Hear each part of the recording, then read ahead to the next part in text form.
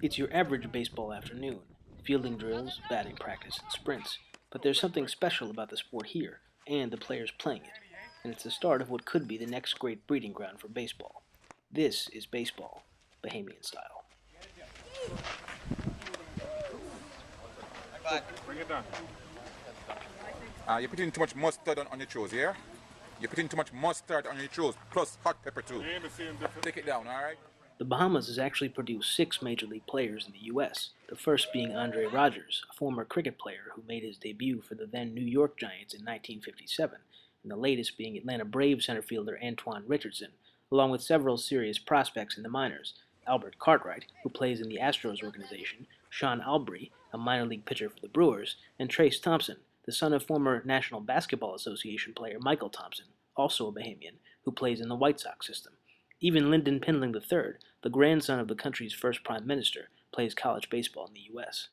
Caribbean Journal talked to Greg Burroughs, the president of the Bahamas Baseball Federation, the man who spearheaded the rebirth of Bahamian baseball. Baseball in the Bahamas has been a popular sport for a long time.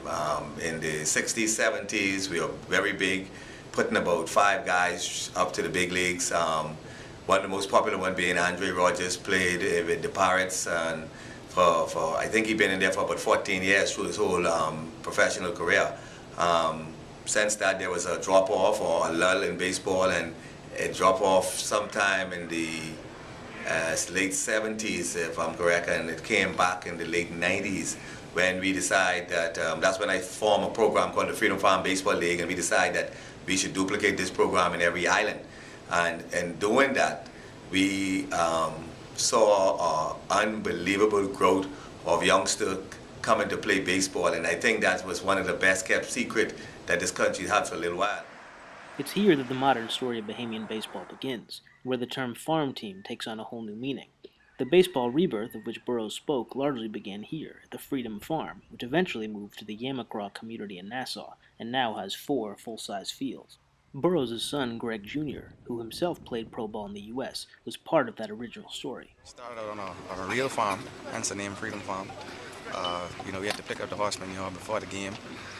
I know my dad wouldn't let us play without getting the field ready.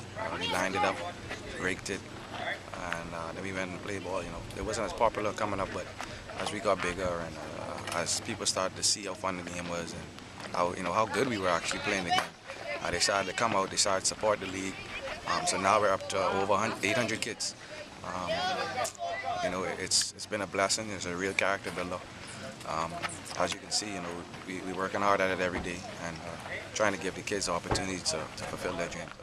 The Atlanta Braves reportedly considered building an academy here earlier in the decade, but the plan fell through, Burroughs said.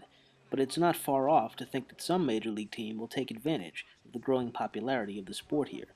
With the brand new $30 million national stadium in Nassau that was a gift of the Chinese government, there's a growing movement in the Bahamas either to build player training academies like those in the Dominican Republic and Venezuela, or, on a bigger scale, to perhaps create a minor league baseball team on the island. But for now, Bahamian baseball waits and grows and dreams. At least that's what you look like you do.